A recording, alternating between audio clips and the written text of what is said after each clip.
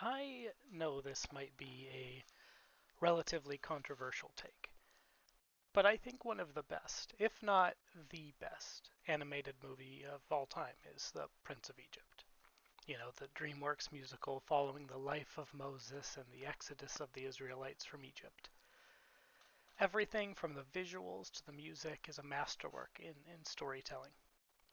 And whenever we think of the book of Exodus, we are met with the image of Moses, our reluctant hero setting out on a quest for freedom and liberation from the hands of an antagonistic Egyptian pharaoh. However, today I want to focus on two relatively minor characters in the narrative, whose actions nonetheless shaped the entire narrative. Now, to provide some context, this is generations after the events that led the Israelites to Egypt through the events in the story of Joseph, and since then the Israelites thrived. Indeed, too much. According to the Pharaoh, he is concerned of their growing numbers and worries about what would happen if they turned against him. So he engaged in acts of systemic oppression, enslaving them, working them hard, beating them down. But still, they multiplied, and he became more concerned, which leads to the drastic actions he takes in our passage, Exodus 1:15 through 21. The king of Egypt said to the Hebrew midwives, whose names were Shiphrah and Puah, "When you are helping the Hebrew women during childbirth on the delivery stool, if you see that the baby is a boy, kill him, and if it is a girl, let her live." The midwives, however, feared God, and did not do what the king of Egypt had told them to do. They let the boys live. Then the king of Egypt summoned the midwives and asked them, "Why have you done this? Why have you let the boys live?" The midwives answered Pharaoh, "Hebrew women are not like Egyptian women. They are vigorous and give birth before the midwives arrive." So God was kind to the midwives, and the people increased and became even more numerous. And because the midwives feared God, he gave them families of their own. Now, very little outside of this text is known about Shiphrah and Puah. Presumably, they were also enslaved or indentured servants or had such little societal power that they might as well have been called slaves. The text seemingly indicates that they were not Hebrew themselves or were adjacent to Hebrew, as they kind of distance themselves from the Hebrew women and refer to them as they, not we.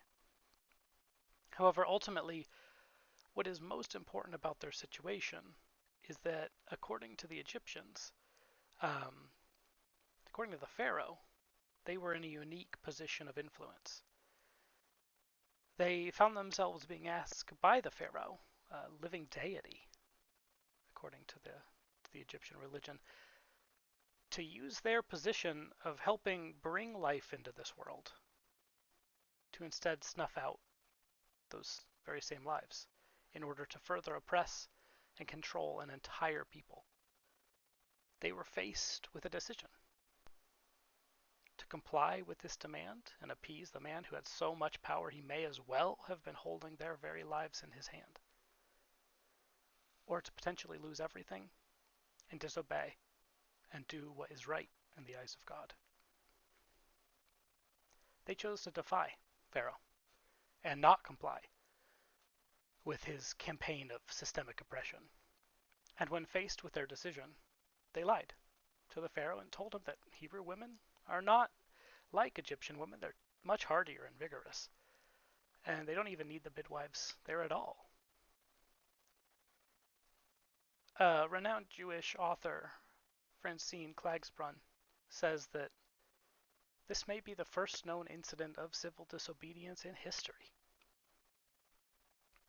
at least written.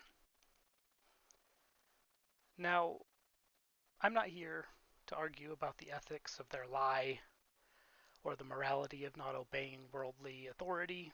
We could do that all day long, and I'm sure many people have. But as the text says, God was kind to the midwives. If not for the courage of these two women to disobey, countless lives would have been lost, and the story of Exodus might have looked quite different.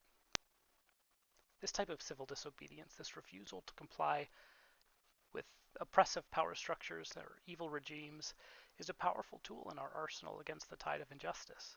And countless women throughout history have used this type of civil disobedience to pursue change and condemn evil. From Claudette Colvin and Rosa Parks refusing to move for white passengers on buses, leading to the Montgomery bus boycotts, to the many suffragettes who found themselves imprisoned for daring to think that they should have the right to vote. And to more recently, Audrey Siegel, a member of the Musqueam Nation, who floated in the way of a Shell oil rig in an inflatable dinghy to combat Arctic drilling. Or Bree Newsom, who claimed a flagpole to remove a Confederate flag from in front of the State House in Columbia, South Carolina.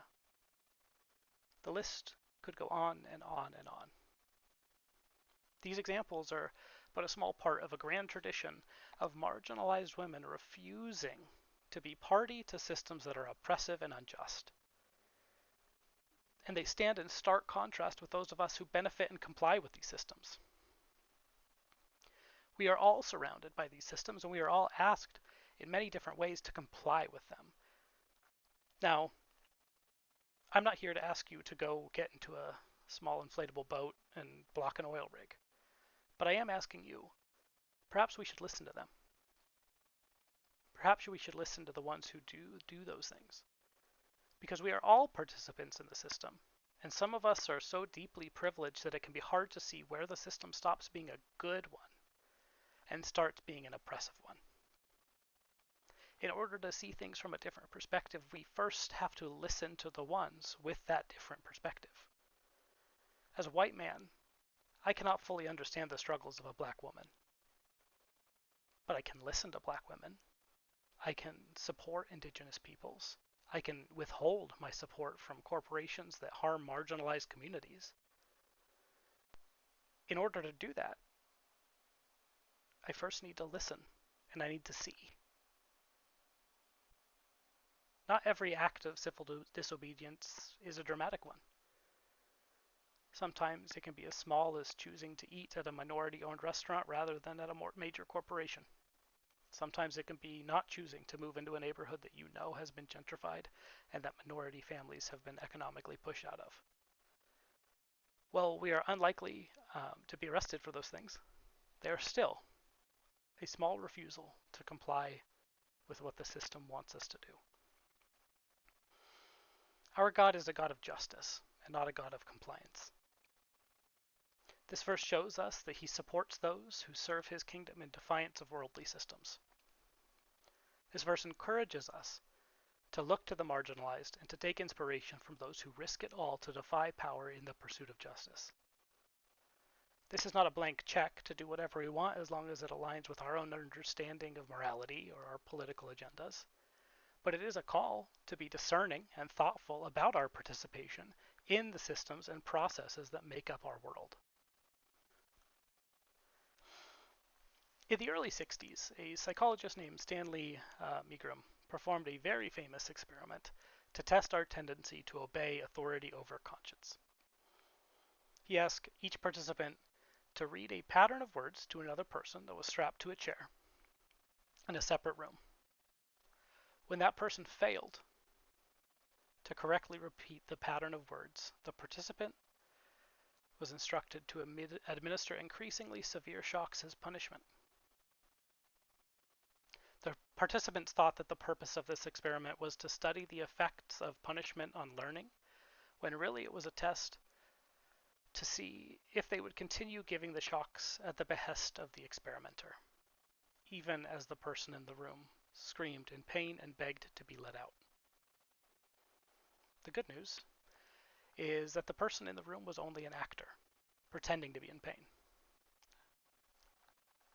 One would think that the participants would stop the process as soon as the person being shocked expressed discomfort. However, 34 of the 40 participants continued to shock the man in the chair even after he begged to leave. And 25% of them never stopped, all the way up to 450 volts, which was marked with the words, danger, severe shock. I ask all of you, with prayer and discernment, examine your life. Are there any places where you know something is not just, but you go along with it? Do you ignore the cries of the marginalized in favor of the ease of obeying authority? If men and women just like us will administer dangerous volts of electricity to a stranger in another room simply because a man in a white lab coat told them to, then we really need to be intentional about examining our obedience to authority and more aware of the suffering of others and the relationship between the two.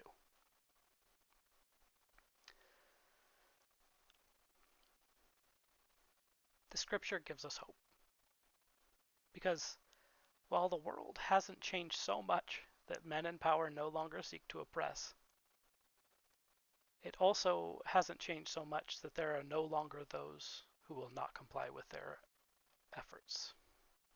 Where there is injustice, there will always be those few that stand up for something greater than themselves and disobey. Instead of looking to authority, look to the ones righteously standing up to it. Rally around them, protect them, join them, celebrate them, for theirs is the kingdom of heaven.